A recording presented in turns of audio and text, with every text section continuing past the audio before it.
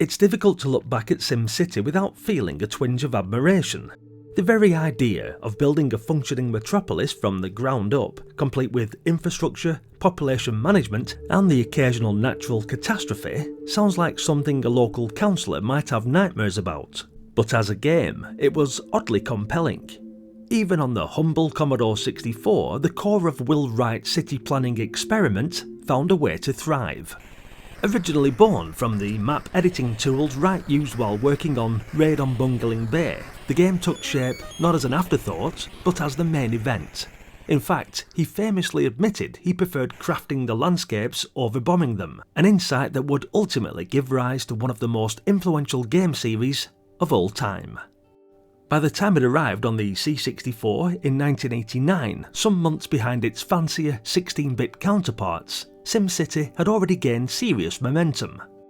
The Amiga version was an instant hit, bursting with colour, options and polish.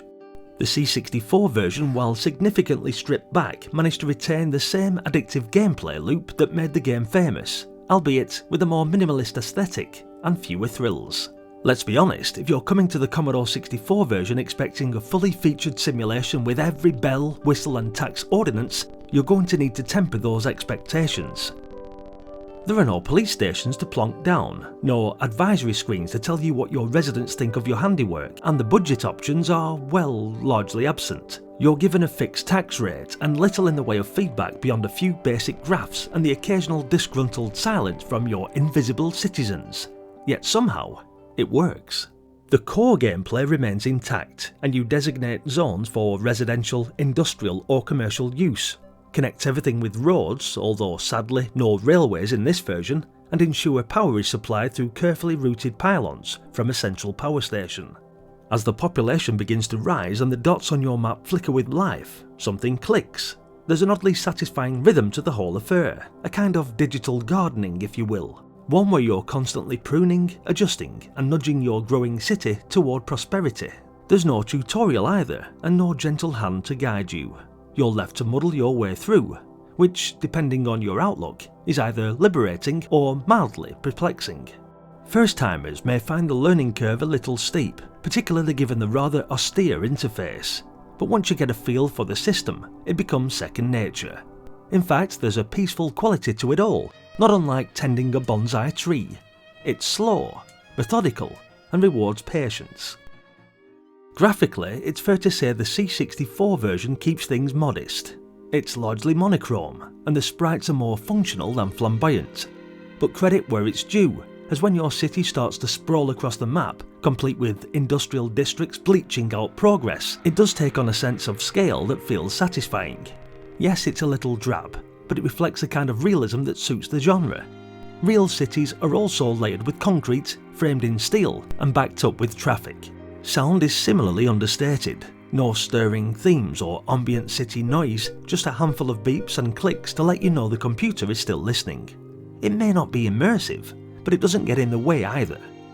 This is one of those games where silence probably suits the mood, but for the sake of the video I thought I'd add a little bit of ambience. Saying all that, what the game lacks in audio-visual flair, it makes up for in longevity. With an endless supply of randomly generated maps and 8 pre-built cities to manage, each with its own scenario, involving some form of disaster or recovery challenge, there's no shortage of things to do. The scenario cities range from the fictional Dullsville to real-world places like Boston, Tokyo and Hamburg, each posing its own unique rebuild situation. There's a temptation to judge this version of SimCity solely on what it's missing. No rail systems, no emergency services, no detailed economic controls, but doing so would be a disservice. What's here is still one of the most compelling simulations of the era. The nuts and bolts of city management, the balancing act between residential demand and industrial sprawl, the slow rewarding process of watching a plan come together. It's all there, and it's just as addictive as ever. In retrospect, the C64 version of SimCity feels less like a fully realised city and more like a fascinating model village. Stripped of modern complexities, it becomes an exercise in fundamentals, a kind of meditative planning experience that doesn't require flashing lights or convoluted systems to hold your attention. It's also worth remembering that at the time of release, there wasn't much else quite like it on the C64. strategy games tended to be war-focused, or graph-heavy economic simulations with enough spreadsheets to make a tax inspector blush. SimCity offered something refreshingly different, a sandbox where the only enemy was your own poor planning, and the only real goal was to create something sustainable, functional, and, dare we say it, satisfying. If you're returning to this version now, decades after its original release, it's probably not going to knock your socks off with technical brilliance, but give it time, let it breathe. There's a quiet elegance in its design, and a timeless appeal to its mechanics. Like a well-worn map or a dusty planning manual, it invites you to think, to shape, and to take a small piece of digital land and make it your own.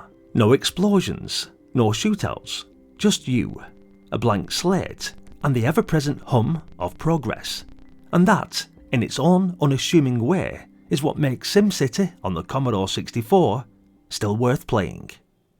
Big thumbs up. Thanks for watching, guys. Hit the like button if you enjoyed the video, and be sure to share your experiences with SimCity in the comments section. As always, your continued support is massively appreciated, so hit that subscribe for more content just like this.